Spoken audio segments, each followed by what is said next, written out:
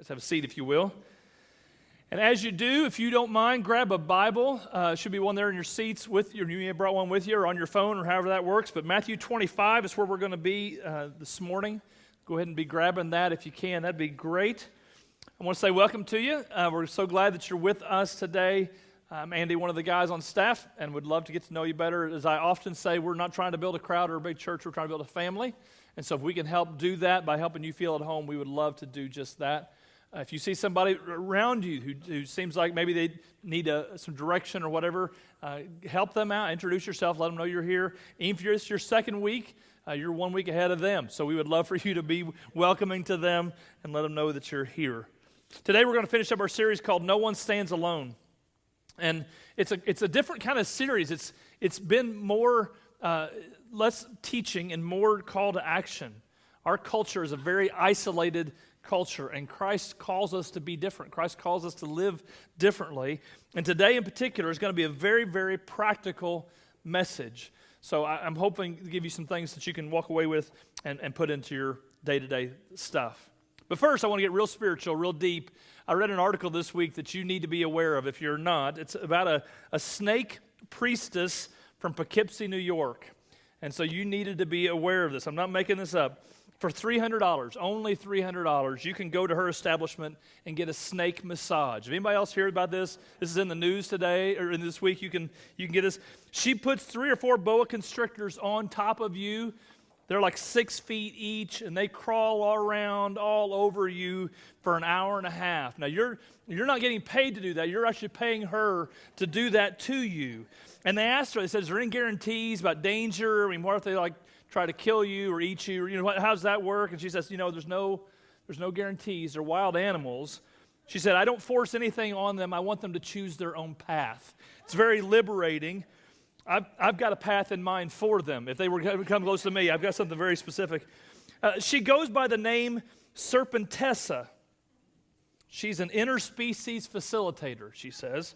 Now, by the way, that name only works if you're in this line of business. If you're if you go to get your house refinanced and your loan officer sits down with the name tag Serpentessa, you're not staying for that. That name only works if you're in this particular field. But as a snake priestess, that works pretty well, I guess. She's trained the snakes to crawl and wrap themselves around your feet, to crawl all over your body, to snuggle up around your neck. It's a lovely experience. Apparently, they showed a video of this guy getting a massage, one of the reporters, and the snake gave him a special treat. Doesn't always happen. But while he was there, the snake went in and gave him a little kiss, a little nose-to-nose, poor feller. I'd have just died right there on the table.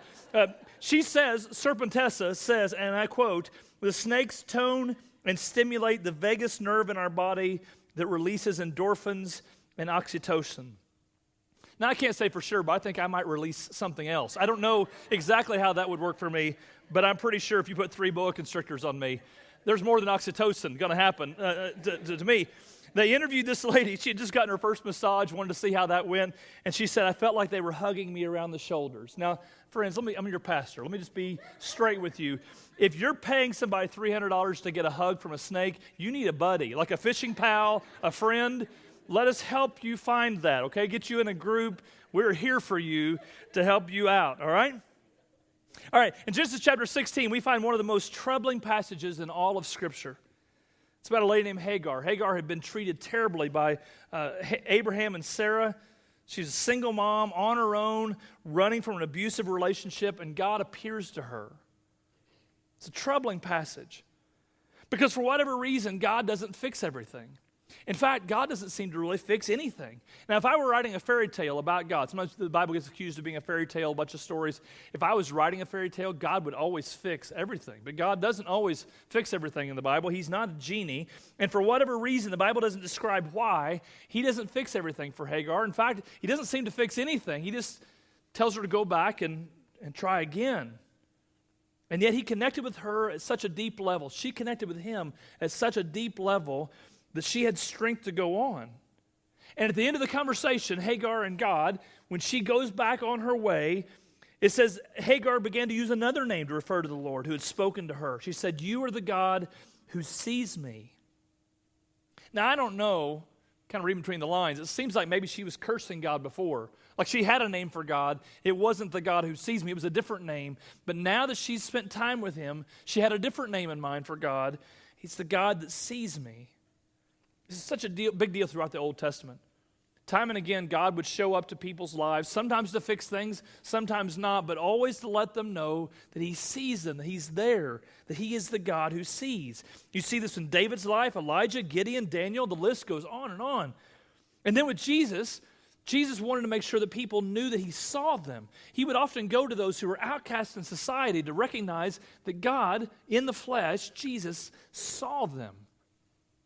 The widows would flock to Jesus. The prostitutes, the tax collectors, those who were on the outskirts and margins of society would come to Jesus because he seemed to see them when no one else did.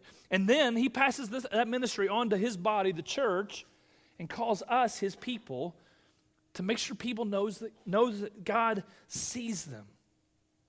It's imperative that we do this.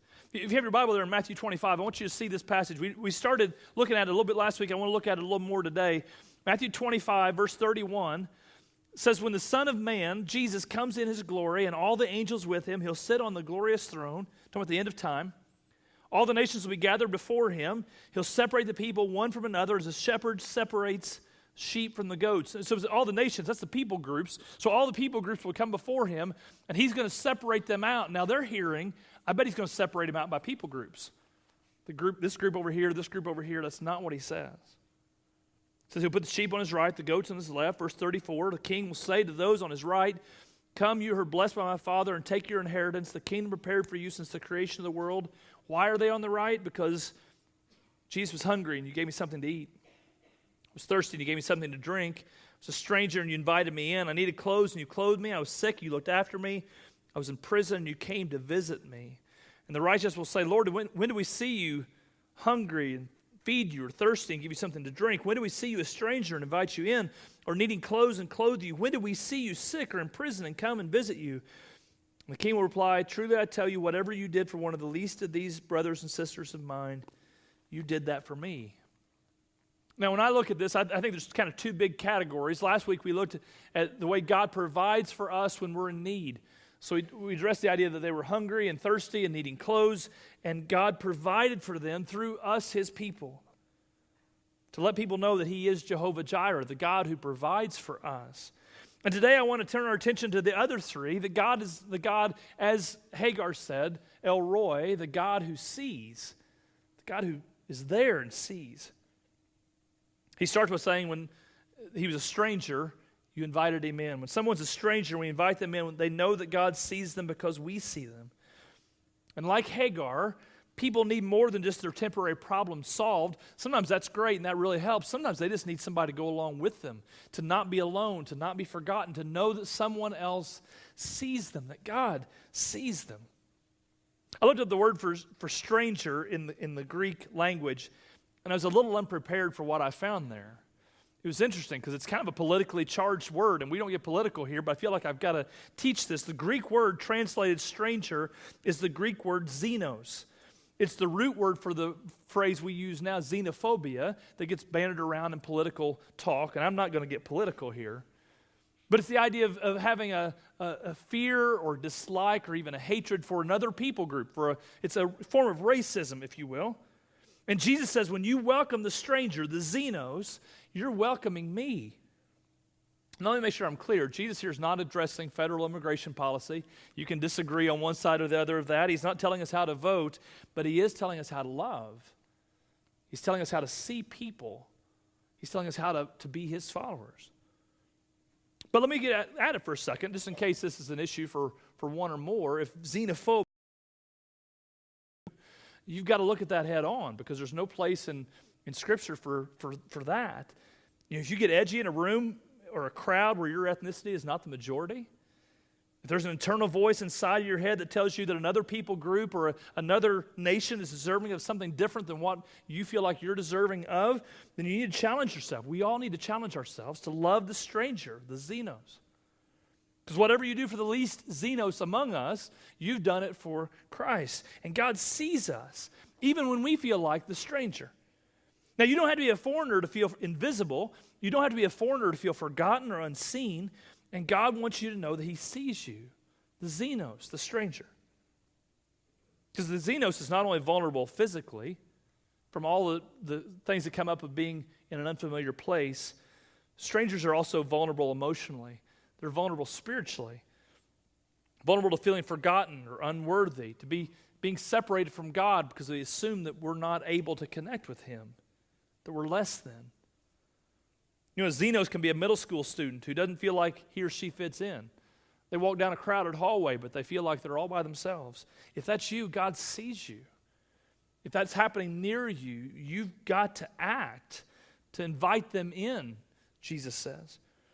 A Xenos can be a homeless man on the side of the road, and you may or may not choose to give them money, and there's lots of good, solid, wise debate on what's best there, but you cannot not see them.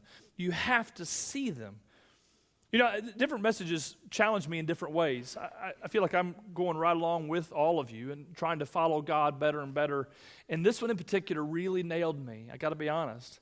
So I was praying and meditating and thinking about it in my office. The idea that seeing the homeless, seeing those who are asking for help and things, what do I do about that? The decision I felt like God was telling me is not, do I give them money or not? Do I roll down the window or not? Do I buy their paper or not? Those are all fine discussions, and that's not a one-size-fits-all deal. But I have to do a much better job of seeing them, of allowing my soul to see them, of letting them know that they matter, that they've not been forgotten by me or society or our God in heaven. And maybe that's something that you've got to wrestle with as well. Because most importantly, we need to communicate to that group of people who are kind of abandoned by society but not forgotten by God, that God cares about them, that God sees them. Because Jesus says that Xenos, that stranger, is me. Now, you're going to be hearing more about this over the coming weeks, so I'm not going to give a lot of details today, but as part of our ministry to the homeless in Nashville, WellSpring is going to be creating some bags, kind of like jetpacks for homeless folks. So we create jetpacks where it has food in it for the weekend for kids in need. We're actually creating some bags like this, and you'll be seeing these over the next couple of weeks. We'll be talking more about them, but these are the nylon bags. They're lightweight. They've got a reflective strip, which is very helpful if you're in a homeless situation. Inside, there's food in there. There are pop-top cans. There's hygiene things, all kinds of supplies that are real practical. We've been working in conjunction with the rescue mission to provide these together. And the idea is these would be in a car so that if you see somebody, if you're at work or if you're at a street corner and you see somebody, you can give them these. Now, the cost of these is about $15. We're not passing that on to anybody. If you want to make a donation to that, that'll help cover that. But we're not asking for money. All I'm asking is if you take one of these, and we've not made them yet, but if you take one of these, all I'm asking is that you use them not as a way to salve guilt or as a way to get out of a moment, but as a way to get in the moment. We have homeless men and women in Nashville. We got a report just this week about the growing homelessness in Columbia. It's around us, and we need to be seeing people in the middle of that and allowing them to know that God sees them. Not as a way, again, this is not as a way to salve your guilt or to get out of a moment. It's a way to get in a moment. And if you're going to take these, I want to ask that you'd commit to say, I won't just hand this out the window and drive off. I'll use this as a moment. They're going to see far more from you than what you say or even from this gift. They're going to see it in your eyes, by your reaction, by the way you look at them, that you're not dismissing them. So if you're willing to take a moment, if you're willing to invite them in, so to speak, then in a few weeks as we get these together, I want to ask you to take one of those, put them in your car. As you see the opportunities God prompts you, take that to give a moment to tell that person that God loves and cares and created and died for, that you see them, and that's a sign that God still sees them. All right, Matthew 25, let's look at the next section. He says in there, verse 35, I was hungry and you gave me something to eat, thirsty and you gave me something to drink. I was a stranger, a Xenos, and you invited me in. I needed clothes, you clothed me. I was sick and you looked after me. When someone is sick and they're looked after, they know that God sees them because we see them. Now, I may be the only person you know. You may know others, but I doubt it. I may be the only person you know that has wrecked a lawnmower. Any show of hands? Anybody else wreck a lawnmower? Like, I spent a night in the hospital from a concussion. I'm on a Jeff Foxworthy list somewhere as one of the only people you know that wrecked a lawnmower. And when I did, I got a concussion, spent the night in the hospital, one of the longest nights of my life. Not because it's extraordinarily painful or whatever. It's just a regular night in the hospital. But there's something about being sick that makes time slow to a crawl. Have you ever experienced that? Even if you're home with the flu or you're in the hospital or something, time goes so slowly. Makes you feel like you've been taken out of the mainstream of life, and life is flowing past you in this fast-rushing river, and you're off to the side, and you're sick. And Jesus says when someone is sick and we look after them, we are providing that direct care directly to Jesus. It hit me this week, the connection between El Roi, the God who sees, and Jehovah Jireh, the God who provides. These last 2 weeks, there's a connection, even in our language, between vision and provision. You don't provide for somebody you don't see. There's a direct connection. If you don't see them, you won't help them. But if you help them and really see it, you'll be compelled to help. I think for us in America, I don't think the problem is typically that we see a need and aren't moved to do something about it. I think the problem is we don't slow down enough to really see it. I have a great example in Exodus chapter 1. Exodus 1 and 2, there's a horrible crime against humanity. And the Bible records honestly what happened there. The Pharaoh, because of racism and fear and greed and power, he decided he was going to oppress the Israeli people. And so he said, every male baby boy, throw them in the river. Kill them. And you have all these moms in vast mourning as these children are killed one after the other. Moses was born. His mother hid him for a few months, put her life on the line and risk to try to keep him from being safe and from being captured.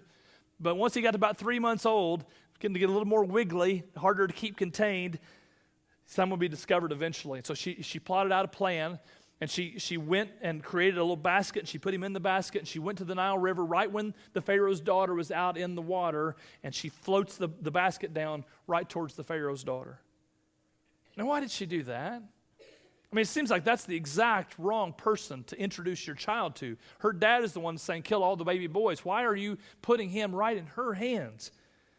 But she understood something very clear. She understood that a Pharaoh's daughter could see this baby, not as a statistic, not as a policy matter, but see him, a helpless child in need of care, that something in her would be moved and that she would respond and she would act, and she did.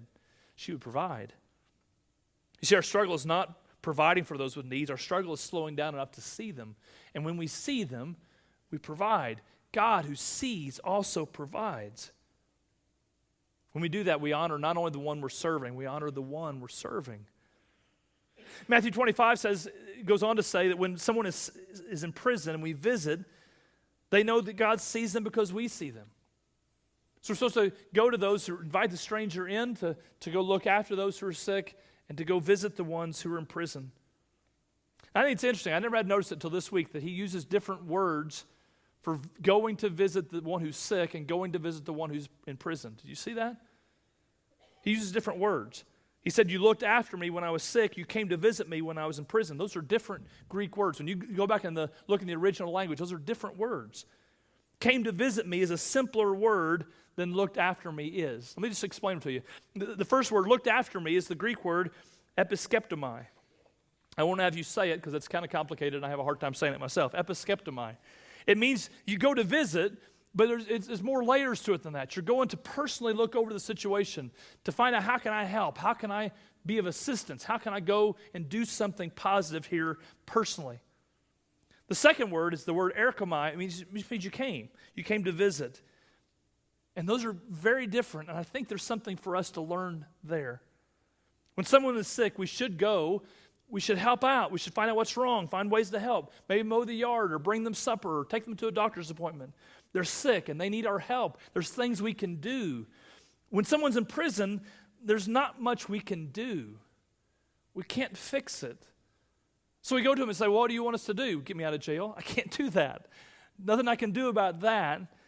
So we're tempted to say, because I can't fix it, I'm tempted not to see it.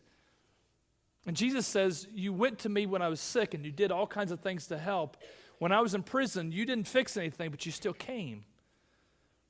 And we need to still go because the Bible calls us of that. Hebrews 13 says, continue to remember those in prison as if you were together with them in prison, and those who are mistreated as if you yourself were suffering. The person in prison needs us to know that they're not alone, needs to know they're not alone, that they've not been forgotten, that they've not been pushed to the edge of society and left there, forgotten by us, that someone sees their plight, that God sees their plight. You know, you and I may not be able to fix it. We may not be able to get them out of jail or provide all their needs, but we can still go, and when we do, it proclaims loudly that God sees them because we see them. Doug Henry, you may not have met Doug. He's a part of the WellSpring family here. He's a retired physician. And he was reading that verse out of Hebrews 13 many years ago and said he had to confess what many of us honestly would probably confess this morning.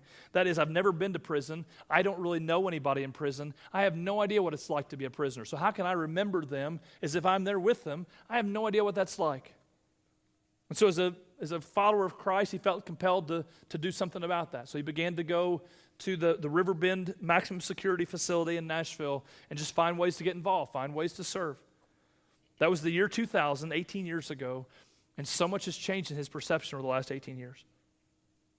He was explaining to me this week how much it means to the inmates to be noticed and seen and remembered. That often those guys or men or women go into the facility and their family and everybody writes them off because of what they've done, and they spend days and months and years there with very little contact with the outside world. So to be remembered by someone on the outside of the four walls of the jail means so much to them. His wife Jackie doesn't go to the prison like he does, but she writes letters to them, and it's almost like a pen pal type situation, and how much that means to those fellas to get those letters. You know, I always heard about the currency on the inside of a jail being cigarettes, that you trade the cigarettes around as a currency. He says stamps are probably even more valuable because stamps are a lifeline to the outside world. Stamps connect you to people. I heard Wes Stafford talk several years ago. Wes was the president of Compassion. He's retired now since then. But when he was a younger guy, just starting out at Compassion, he was doing his dissertation, and he chose to study letter writing. If you're not familiar with Compassion, at Compassion, they encourage families who are sponsoring a kid to also write to that child, and there's pen pal kind of things going back and forth as a way to encourage them, to help them out, to tell them honestly that God sees them, that you see them, that you remember them. And he really felt like that was a great marketing angle. He says a great way to make a lot of money for the company. But he thought, what a waste of energy that is. They spent hundreds and even thousands of dollars translating and mailing and postage back and forth. And as a young guy at Compassion, he thought, man, we could really free up a lot of budget if we canceled that whole department and did something else with it. So he honestly says later, he didn't say at the time, but he admits later that his whole dissertation was to disprove how valuable that is and try to save some money for maybe later when he was higher up in the company. So he interviewed a lot of people, a lot of kids in poverty around the world, some with Compassion who were getting letters from the outside, some not with Compassion who were not getting letters from the outside. And he would ask them what they wanted to be when they grew up. And because it's a educational study, they had a system of how ambitious they were. So maybe king of the whole country was be up towards the top, or a doctor or something be way up towards the top, a high score on the 1 to 100 scale. Maybe a little lower might be a teacher or a pastor or something. Maybe down to the bottom be like day labor. You're just struggling to survive. But there's a rating scale, 1 to 100, of how ambitious these kids were. So he would ask them, he would write their score down, and then he would say, tell me about your situation. Tell me about your home. Tell me about your school. Tell me about your life, your family. And as they began to share all of their struggles, he said you could see their shoulders slump and their heads kind of bow because they realized, I'm not going to be a surgeon like I said. I mean, the cards are stacked against me. And so after he talked to them about all their current situations, he'd say, now what was it again you wanted to be? And they'd say, well, really I want to be this. And he would track how much drop there was. There was always a drop. They would start off by saying, I want to be this, and now, but in reality, I'm shooting for that. But he said there was a dramatic difference in the drop from kids who did not have anybody on the outside writing to them versus those who had somebody on the outside saying, I believe in you, you can do it, God sees you, I see you. There was like an objective number he could associate with what a difference that made. He went in to disprove the whole thing. He came out as one of the biggest advocates of writing to them. And as I was talking to Doug, I told Doug that story because that reminds me so much of what he was describing happening in the prison. When somebody's in the jail and everyone has forgotten them, it's easy to get discouraged and feel like it doesn't matter. When someone's on the outside writing to them, encouraging them, letting them know, man, it seems like it makes such a difference. I asked Doug, I said, what could WellSpring do to help the inmates at Riverbend? And he said, honestly, if I had 100 people who would write one letter a month to an inmate, it would change so much about that facility. Just one letter a month. Now, I told Doug, I said, we can't start any new ministries right now. I get in trouble sometimes for trying to start stuff. I said, we've started 5 new ministries in Columbia recently. We're getting ready to build onto this building. My staff would kill me if I got up and announced that we're starting something new. Can't do that, I said. But if you would love to be a part of that, or even hear more about ways you might be able to go or visit or write letters, write on your card the word prison, and I will send you an email next week and connect you with Doug, and you guys can take it from there so that I don't get in trouble by trying to start something new. It would be great to me if a large chunk of people said, you know what, I can write a letter a month. Encourage those men, those women, that God sees them. It really was interesting to me when I was thinking about Matthew 25, 6 different categories of people. Out of all the opportunities, Jesus highlights 6 categories: hungry, thirsty, stranger, needing clothes, sick, and in prison. 6 categories of people. He says, when you help these 6, it's like you're helping me. There's so many other ways we can do good things in the world. He doesn't mention those. Hungry, thirsty, stranger, needing clothes, sick, and in prison. That's the 6 he mentions. And of those 6, 5 of them, most churches highlight 5 of them. Most Christians have a heart for 5 of them. If I can be honest, often I have a heart for 5 of them. But the prisoner, the one who's there by their own fault, the one who's still got all their shame intact, often the prisoner gets forgotten. I believe it's time for the ministry of Jesus, full of grace that only he provides, to begin to lead out in our society, to reform and restore forgotten men and women locked out of the public eye. We can do better, church. I think we have to do better. Today we're wrapping up our series. If you've been with us the last 2 weeks, you may have noticed that the takeaways were the same for both messages. I asked you at the end of each message, don't stand alone and eliminate isolation. That was the first week, and that was the second week. That was on purpose. So anybody have any guesses of what the takeaways are for today as we end the series? Nobody has a takeaway idea. Okay, let me just fill this in for you. Don't stand alone and eliminate isolation. So just consider the 3 things we talked about today. If you're feeling like a stranger, maybe you're new to town, new to our church, you feel a little out of place, don't allow yourself to stand alone. Maybe you're sick. If you've got health concerns and you need other people to come look after you, let them take you to the doctor. Let them bring you over a meal. Let them do something nice for you around your house. Let them look after you. Don't allow yourself to stand alone. Now, I'm pretty sure none of you are in prison this morning, or you wouldn't be here. If you're in prison, you wouldn't be here. But that was funnier than you gave me. Anyway, but many of us are isolated with our own walls of shame and regret. We built up our own walls of our own making, of prisoners inside of our own regrets and times. And if that's you, don't allow yourself to stand alone. As a church family, we've got to eliminate isolation, to go to those who are hungry and thirsty, those who are a stranger, needing clothes, sick and in prison, those who are isolated in our schools, those who are isolated in our prisons, those who are isolated in our offices, those who are isolated in this church. We need to go to them so that they can come to him. We need to go to them so that they know that we see them, that God sees them, that they've not been forgotten. And I want to end this series by just asking, just personally, from me, asking for you, if you're moved at all by what I've described to you, and you're willing to make a lasting difference in Spring Hill and Columbia and beyond, would you partner with me to open yourself up to lead a group of people? We have life groups that their main mission is to eliminate isolation, to allow no one to stand alone. We'll be having 2 different identical life group leader interest meetings in a couple of weeks. You can go to one or the other. You'll hear more details about that. I'm not going to get into the details. I just want to say to you, I need your help. As the church grows, I need your help. Leaders in our church need your help. We are determined that no one will stand alone, and we can't do that without you. Far too many people in this room are going through this broken world, isolated and alone, maybe by their own choosing. But I need you to help me with that. Help me eliminate isolation from our church, from this family, from our community. Help me ensure that no one stands alone. Why don't you bow your heads and let's pray together. God, I ask just now that you would help us to make room in our life for people, to make room in our soul to see people.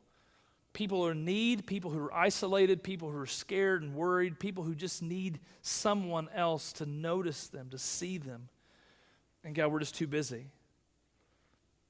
So I'm asking God today that you would inspire different ones of us to create room in our life, room in our schedule, room in our eyes to see the things that you see, to be moved by the things that move you, to devote our life more and more to the helping of people and less to all the things that keep us occupied, distracted, busy. Church, reach out to God just now in your own words. Talk to God and ask him what it is that he wants you to see, what does he want you to notice today. Pray to God, offer yourself up to him, and I'll pray for you in just a moment.